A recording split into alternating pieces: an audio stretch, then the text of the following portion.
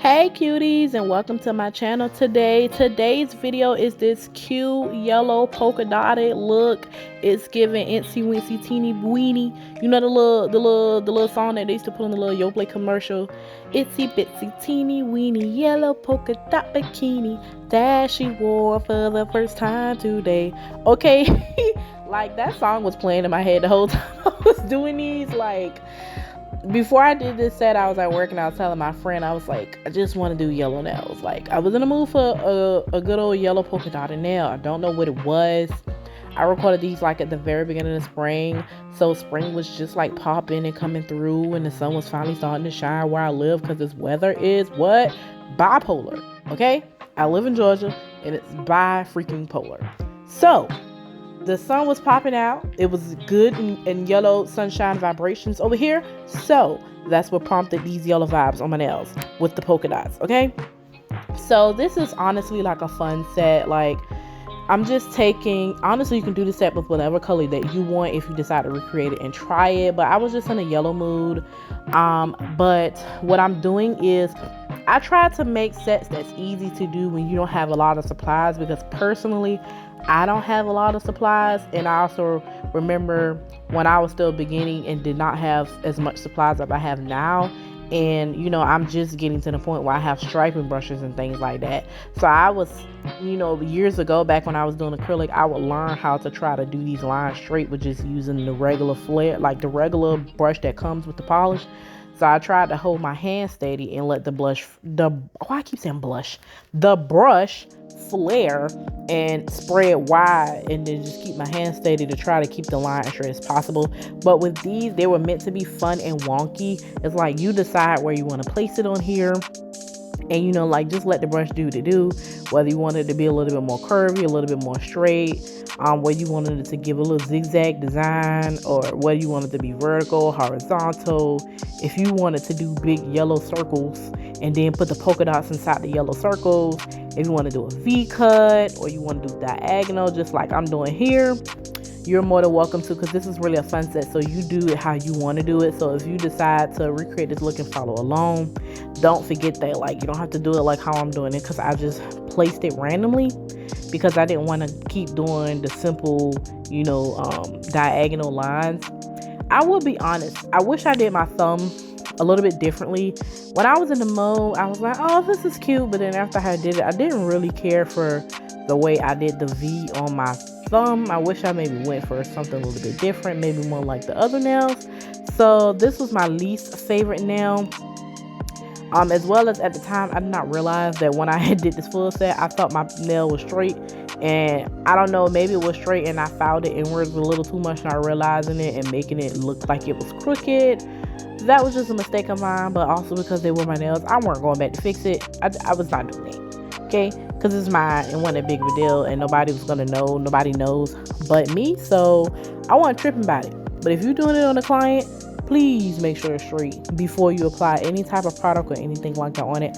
I personally don't take clients. I used to want to back in the day, but I just find it to be more peaceful doing my own nails. If you ever see me doing other people's nails on this channel, it's most likely because it's friends and family. That's going to be about it, or myself. But yeah, I just wanted to put that in there.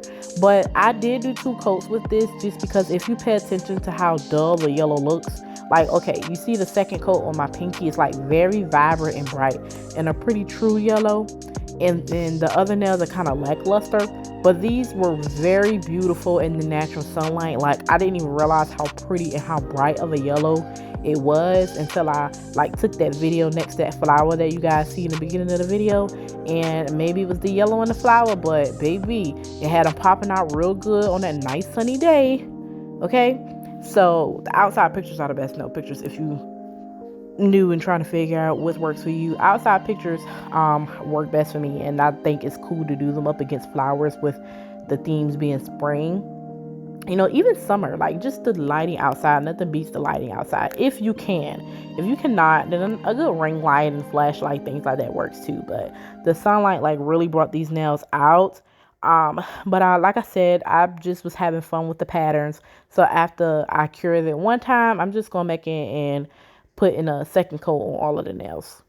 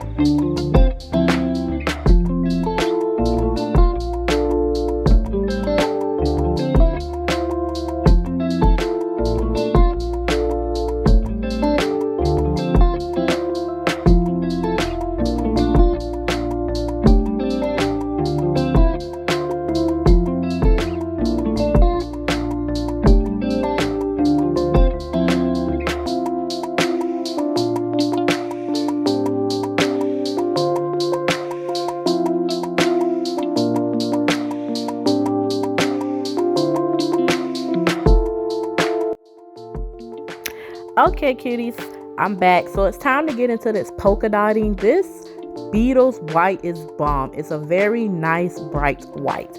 So like I said before, I never had a lot of tools, so I'm used to doing dots with the striping polish, which it doesn't give the best circular dots, but I was able to make it work. Okay, I finally bought a dotting tool like set, which comes with different types of circles and things. So I just grabbed this out of the set. I didn't pay attention to the size as much, because originally when I did these, I wanted to do different sized polka dots. I wanted some bigger, some smaller.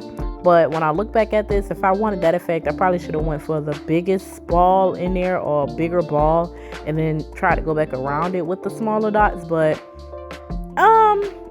I tried to do it all with the same like tool, but it still turned out cute. It's okay that all of the dots were the same size, but that's literally all I'm doing. I'm using a pencil box because I used to work in a nail salon. And in the nail salon, you had to keep all your tools, like your cuticle pushers and things like that, in a pencil box. So I've been using this pencil box ever since. So that's what's in here. But I don't have one of those little cute little marble damping plate things that people put their polish on as well. I put them on this because it's easy for me to wipe off and things like that. So every time you see this in the background, it's the pencil box until I decide to actually buy one of those glass little plates and not have to use this for that. But it's doing just fine. It's serving its purpose.